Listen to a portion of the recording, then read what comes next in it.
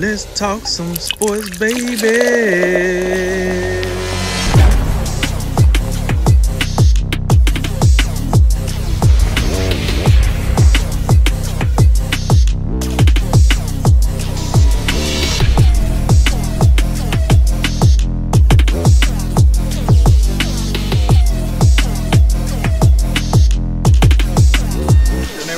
Make tomorrow better than today and make today better than yesterday.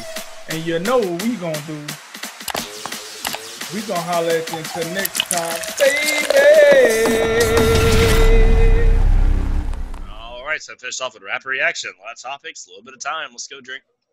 Let's roll, baby. The Saints will start Taysom Hill at quarterback on Sunday as the starter Drew Brees has been placed on IR. Does this news surprise you, Jay? Somewhat. I mean, if you look what happened last season, I mean, the Saints elected to go with Bridgewater over Taysom Hill, keep Taysom Hill in that Swiss Army knife role. Only thing I can think of is maybe Sean Payton just doesn't quite yet have the same trust level in Jameis Winston. So I guess that's the difference there, and that's why Taysom Hill will start. Quarterback Quentin Ewers, the number one ranked prospect in the 2022 class, has committed to Ohio State. What are your thoughts on that news? Tom Herman is about to get fired. Ohio State got here pulling in the blue chippers like they do. And the reason I say that is because this guy's the number one prospect out of the state of Texas, and it's not even close. He was committed to Texas, and then I don't know what Texas got going on, but he left, wide receiver left. You know, they started getting a mass exodus of talent. He was one of them, and then he took his talents down to Columbia. So, listen. It is what it is. The rich get richer, right? That's how college football get down. But this loss probably going to get Tom Herman fired from Texas. I'm just going to be honest with you. You can't lose a generational guy like this and recruiting to Ohio State, I might add, across the country. That is probably going to get him fired.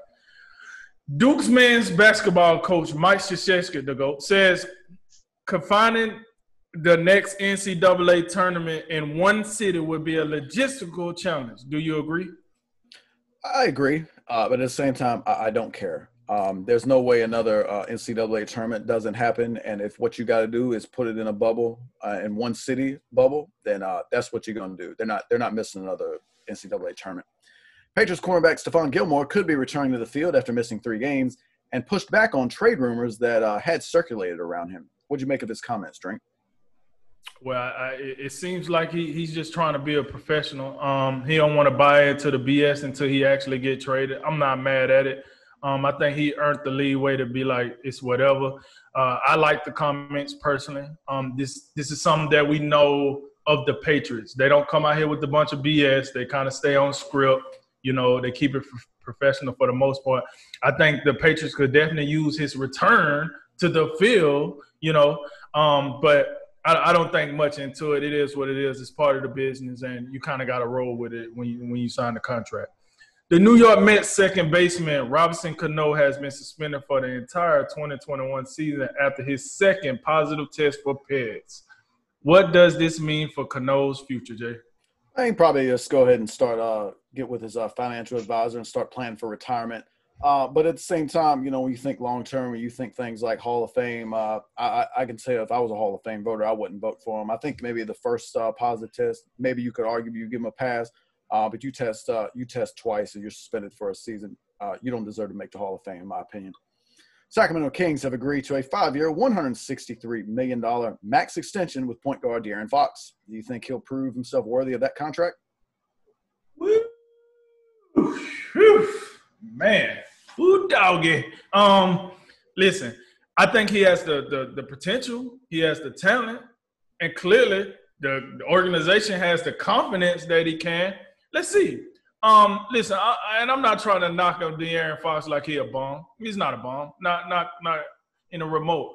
But 5 years, $63 million, let's go. Hey, we need to be in the playoffs there, Fox. We need to be in the playoffs. We need to get some players around. I know it's tough in the Western Conference, but when you sign a contract like this is what you're going to hear for the rest of the time. We need to see some productivity. We need to be in the playoffs. Let's see how Sacramento – and he just lost one of his best sharpshooters to Atlanta. All right, whatever. All right, cool. Browns defensive end Myles Garrett has landed on the reserve/COVID-19 list and will not play Sunday against the Eagles. Big deal, little deal, or no deal? Potentially a big deal. I mean, he's the type of player that his absence, maybe I can talk myself into believing in Philly this week. I get suckered into that week after week, and they just far too often they let me down. But I think it's potentially a big deal. I think it at least opens the door to the possibility of Philadelphia winning that game.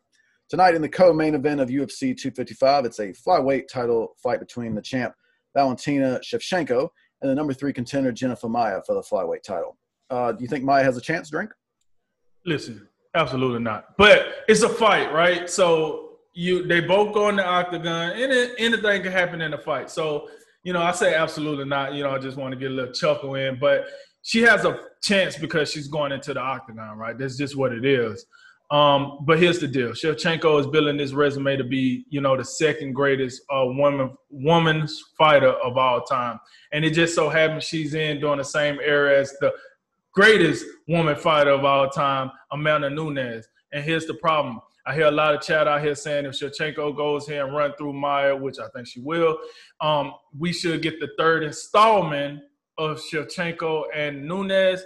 Let's pump the brakes. I need to see Shevchenko run through someone else that actually has a resume, and then maybe, because Amanda Nunes beat her twice. I don't care for the third fight unless she showed me something dramatically better.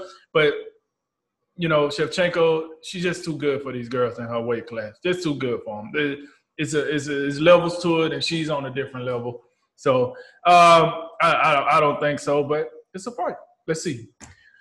Golden State Warriors shooting guard Klay Thompson has been ruled out for the upcoming season after suffering a torn Achilles Thursday while working out. Your reactions? Devastating loss. It's one of those ones you just hate to see. I think we're all, in some way, shape, or form, looking forward to seeing the return of the Golden State Warriors.